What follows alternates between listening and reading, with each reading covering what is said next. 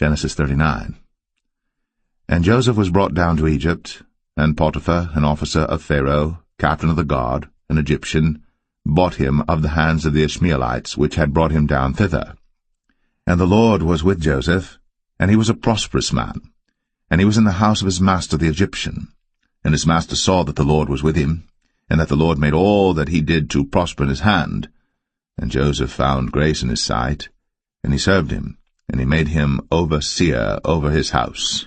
And all that he had he put into his hand. And it came to pass from the time that he had made him overseer in his house, and over all that he had, that the Lord blessed the Egyptian's house for Joseph's sake. And the blessing of the Lord was upon all that he had in the house and in the field. And he left all that he had in Joseph's hand. And he knew not aught he had, save the bread which he did eat. And Joseph was a goodly person, and well favored. And it came to pass after these things that his master's wife cast her eyes upon Joseph, and she said, Lie with me.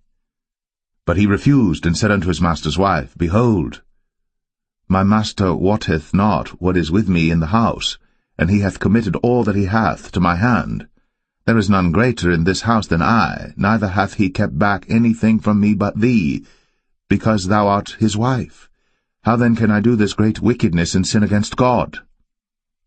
And it came to pass, as she spake to Joseph day by day, that he hearkened not unto her, to lie by her, or to be with her. And it came to pass about this time, that Joseph went into the house to do his business, and there was none of the men of the house there within. And she caught him by his garment, saying, Lie with me. And he left his garment in her hand, and fled, and got him out. And it came to pass, when she saw that he had left his garment in her hand, and was fled forth, that she called unto the men of her house, and spake unto them, saying, See, he hath brought in an Hebrew unto us to mock us. He came in unto me to lie with me, and I cried with a loud voice. And it came to pass, when he heard that I lifted up my voice and cried, that he left his garment with me, and fled, and got him out. And she laid up his garment by her, until his lord came home.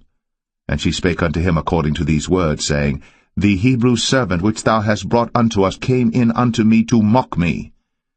And it came to pass, as I lifted up my voice and cried, that he left his garment with me, and fled out. And it came to pass, when his master heard the words of his wife, which she spake unto him, saying, After this manner did thy servant to me, that his wrath was kindled.